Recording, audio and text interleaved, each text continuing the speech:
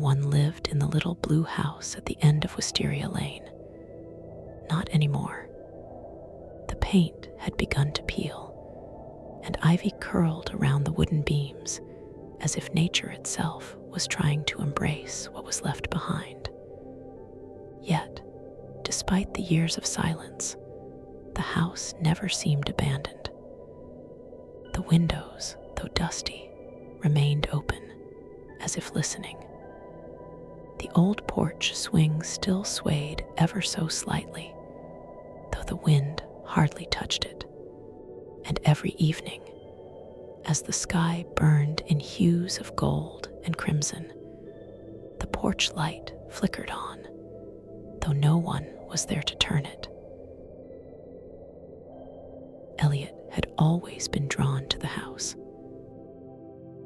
He wasn't sure why, but every time he passed it on his way home from school, a peculiar warmth spread through his chest, like the glow of a candle on a cold night. He was a quiet boy, the kind who carried stories in his heart, but never spoke them aloud.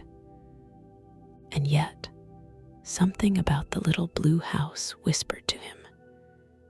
It was a feeling, a pull, like the house knew him somehow.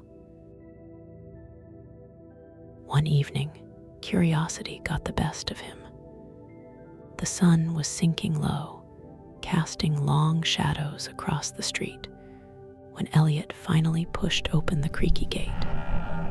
His pulse quickened, half expecting someone to scold him for trespassing. But the air was still, silent. Only the distant chirp of crickets filled the space between his hesitant footsteps. He climbed the porch stairs, pausing when the wood groaned beneath his weight.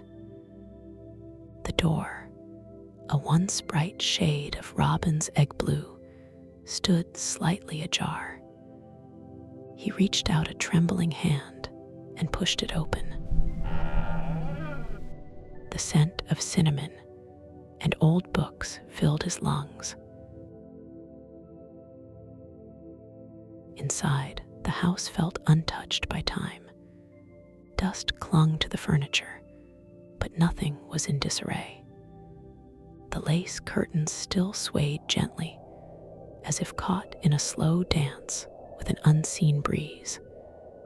The walls held framed photographs, their glass surfaces clouded with age. Elliot's gaze flitted from one to the next, his chest tightening. Smiling faces. A family. A little boy, no older than 6, grinning in the arms of his mother. Something about that smile felt familiar. A strange sensation curled in his stomach, like the edges of a forgotten dream slipping just beyond reach. He took a step deeper inside, his fingers trailing along the surface of an old wooden table. The house exhaled a slow, settling creak. And then he saw it. A note resting in the center of the table. The paper was yellowed, edges curled, as if it had been waiting there for years. The ink was smudged, but the words were clear enough to send a shiver down his spine. "Welcome home, Elliot." His breath hitched. The world tilted slightly beneath him. How could this be? No one knew he was here. No one even lived in this house. And yet, the words felt right, familiar, as if they belonged to him or he to them. He turned, half expecting to see someone standing behind him. But the house remained still, watching. A faint sound broke the silence, a soft, tinkling melody. Elliot followed the sound to the living room, where an antique music box sat atop the fireplace mantel. It was open, its tiny ballerina spinning slowly, as if dancing just for him. His fingers brushed against it, and suddenly, a memory surfaced. Laughter. A woman's voice, gentle and warm. "Wind it up for me, sweetheart." His heart clenched. He knew that voice. His mother. But that didn't make sense. His mother had never lived here. She had never spoken of this house, never mentioned anything about Wisteria Lane. And yet, the echoes of the past swirled around him, filling the empty spaces in his mind with something long buried beneath time and silence.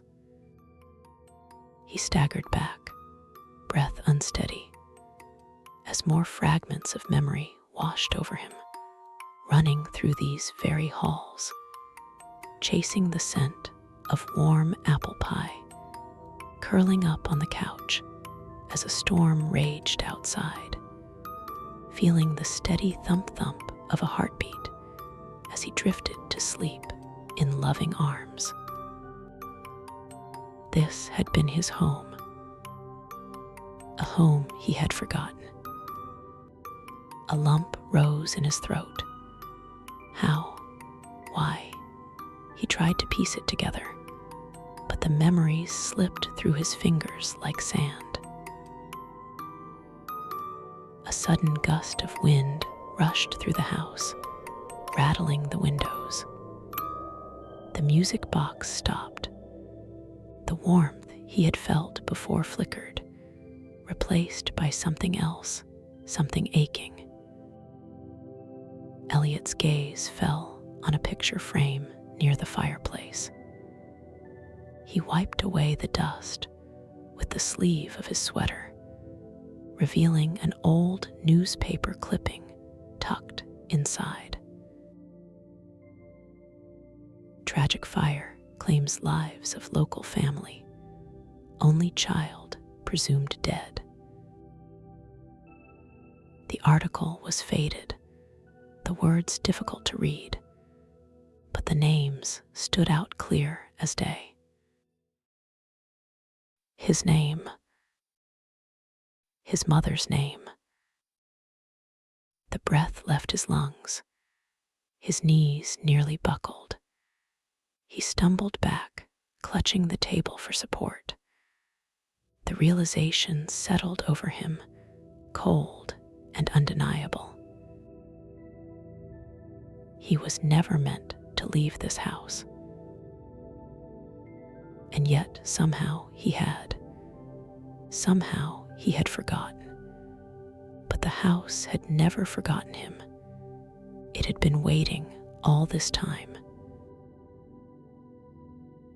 Tears blurred his vision. The weight of it all, the memories, the longing, the love that still lingered in these walls, threatened to crush him. But then something else happened. The porch swing creaked. The wind whispered through the open windows, carrying a familiar scent. And for the first time, Elliot felt it, not just the loss, not just the ache, but the warmth, the love, the home that had never truly left him. A voice, soft as a lullaby, drifted through the air. "You're home now, sweetheart."